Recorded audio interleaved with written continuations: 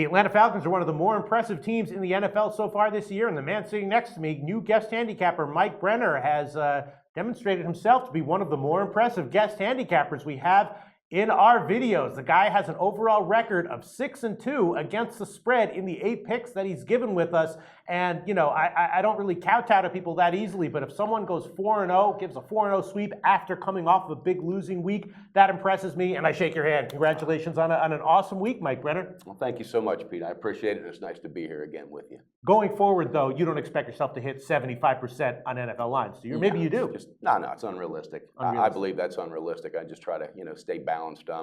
Of course, coming off of a week of 4-0, it's amazing. And again, I try to keep balanced. I don't like to get too high when I'm winning or too low when I'm losing. So it's about focus, it's about studying, and I'm just ready for week 4 and back to the grind. 4-0, it's freaking amazing, unbelievable, Mike Brenner. I get high. Even if it's someone else, I get very high and then I get very low. But how did you do this week, Pete? Actually, you want to know the truth? I did quite well. I did quite well. I have a very good read on college football right now. I hit about 62% over about 40 bets, and I have a good read on the upcoming week games as well. I beat a lot of line moves. But fantastic. This is about your NFL picks, and you have a pick for us on the Houston-Atlanta game. Now, this is an interesting one, and actually that Atlanta game, we know what Atlanta did, right, last week. I was very confused about that game for the full game, before the game, but then when I saw the halftime line, I was all over Atlanta on the second half line. I didn't necessarily expect them to come back and get a dominant win as they did. Yes. I thought it was a good bet, though. Yeah. And smart move. Smart move.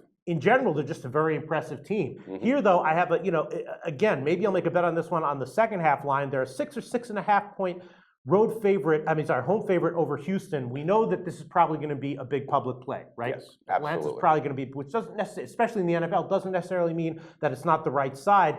Houston, they're a flawed team, but that's why you're getting a lot of points with them here. Sure. And then last week, they did get the win and cover over Tampa Bay, but there were some issues with the kicking game. You could make the argument that Tampa Bay was the right pick there. This is a tough game, a tricky game. Mike Brenner, we trust you implicitly at this point. What do you like?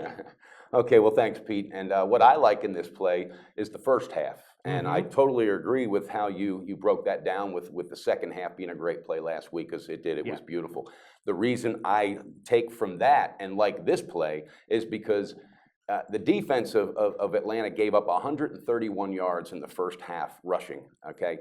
Well, Dan Quinn, who's a defensive specialist who came on from Seattle, he lit into his defensive line's ass at halftime, and that was verbatim from a friend of mine that had somebody in the locker room. No shit. Yes. And you have somebody in the locker room? I had a contact. He lit into their ass? Lit into the defensive line's ass, and they came out and gave up a -4 rushing yards in the second half. Right. So something happened in that process, because I think something magical's happened in Atlanta. It really is. More special than when Michael Vick was there and when Coach Mike Smith was there and took him as far as he did. Yeah. I love this Dan Quinn. He's a winner. Yes. And it's going to be a 2-year process, but they're going to win a bunch of games in the meantime. But that is a franchise that's really, really heading in the right direction.